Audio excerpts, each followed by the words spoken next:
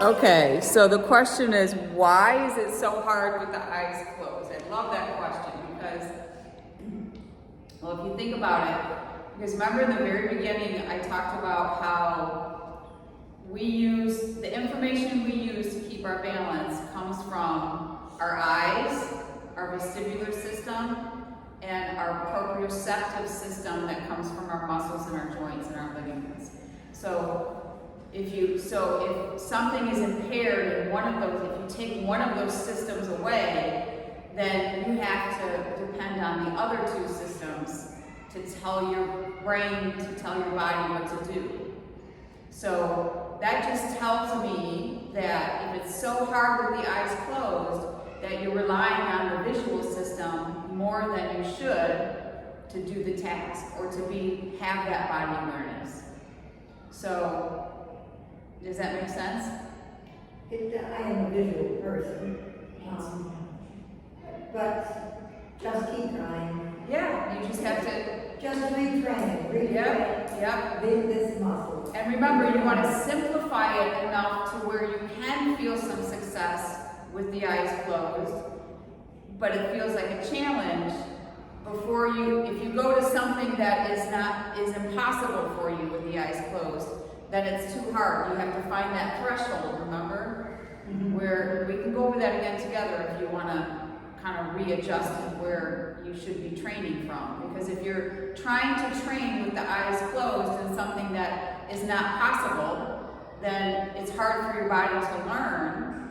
So you have to back up and find that point where it's challenging, but possible. Mm-hmm. And then just grows slowly. Yep. Okay, thank you. John, I used to take Nutrition Action Health Letter, and one of the things they stressed was that an older person needs half their body weight in grams of protein daily to keep their muscle, your vestibular system, where they eat. So tea and toast doesn't do it for breakfast for an older person. I mean, if you've got a serving of meat at lunch and a serving of something that's like that at dinner, that's 50 grams of protein, maybe 25 grams for lunch, 25 for dinner. Maybe yogurt in the morning, wheat, 15. That gets you about 120 pounds, 125 pounds. But you know, that's really hard to do. And I wondered if you have a particular kind of powdered protein or something that you would recommend, Patty. Could you put that on a sheet someday? Sure. Because right now I'm thinking I probably need to stir that into something to drink.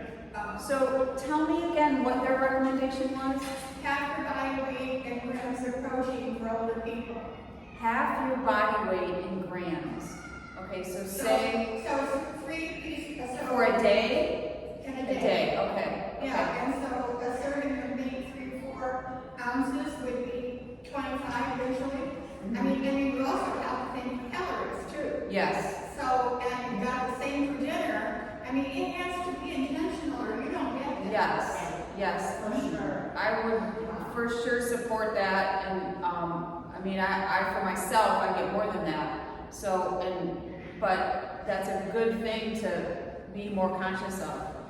You can I think of it as having protein is the center of the meal. So when I'm thinking of what am I going to eat for this meal, the first choice is protein, and then it's what's going to go with that. Yeah, and it can be beans or I suppose some brown rice, but you really need to know your content because otherwise you miss it. And the balance with not too many calories is really kind of tough. Yes. And I really up to my protein, give you suggestions when we're walking or whatnot. And a lot of the mixes or the Fairlife milks that are high in protein and calcium. And I mean, I have one of those days, especially on my work days where it's just easy. I don't even have to mix it. I can just grab it and go. And you can get them from Costco or. I would love to have a list of some of those. Yeah, suggestions. We can find what you like. That would be helpful. Yes, We can definitely put a list of suggestions for that. Some of the products you have to be careful about the sugar. If they're adding sugar to something, and how particular you may or may not be about other additives and chemicals and things they put in things. I like the Fairlife products. Fairlife, if you're not sensitive to milk, it's a good product. Sorry.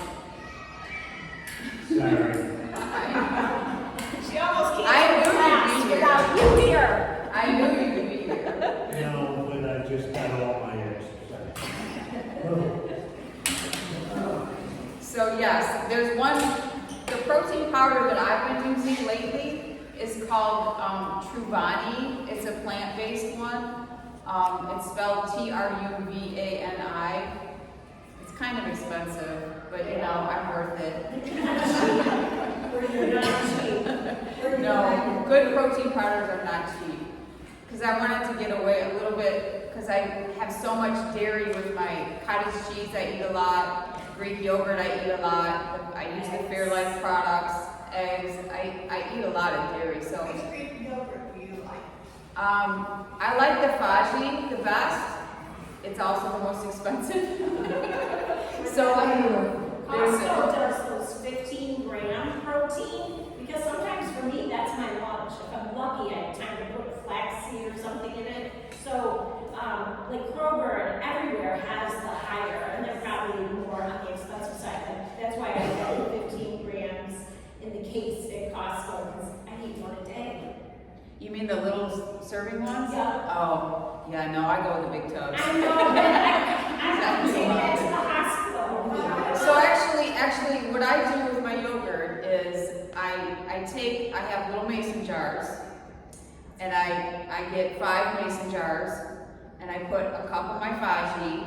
I put 2 tablespoons of flax, ground flax. I put chia seeds. I put a scoop of my Truvani protein powder and a little almond milk, and then I mix it all up. Michelle's looking at me like I'm crazy. I think I'm gonna throw up. Where do you get the Truvani? I order it's on Amazon. I mean, I order it from them or Amazon. Might be It- Whole Foods. It is expensive though. But there's lots of good protein products. But isn't that kind of an overdose of protein? Aren't you afraid you're gonna overload your No. kidneys or Drink your liver? lots of water with high protein diets. Yeah. Because you No. can get constipated versus Yeah, true. lots of water. Not for me, Yeah. but yeah. It gets me like ahead in the morning. Yeah. So like I'm ahead of the game on my protein intake. So like I don't feel behind by the time I go to the gym or I'm trying to do other things, and then I'm behind for the day. So good questions. Nutritional yeast. I actually discovered that this year too. I like that in moderation. I know my daughter-in-law and grandkids are vegetarians, and they use a lot of Yeah. nutritional yeast in. Yeah. I don't know a lot about it. It's supposed to be good for your gut and stuff too. So I do use that. It gives things kind of a nutty flavor a little bit. I put it on popcorn sometimes. Good questions, you guys. How about this? I just bought some, that's why, because I have to make some lasagna tomorrow, my dinner, it said nutritional yeast, but, Yeah, it gives it, there's a flavor to it. Any questions about the exercises or anything you guys have noticed about your balance or things that you might have thought of after the new the wall offs we did last time? It was kind of different. Okay.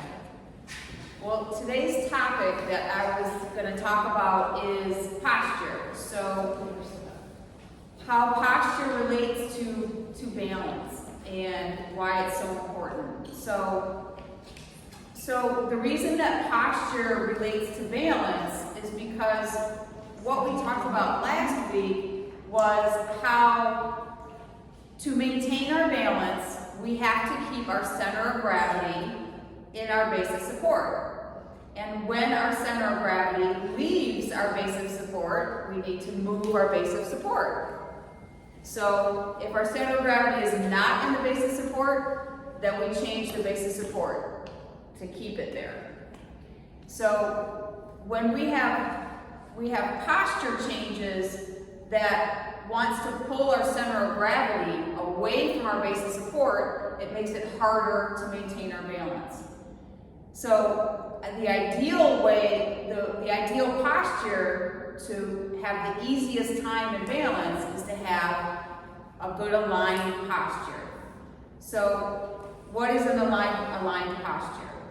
A textbook aligned posture is a posture where the ankle, the knee, the hip, the shoulder, and the ear are all lined up in a straight line. That's sort of the ideal posture.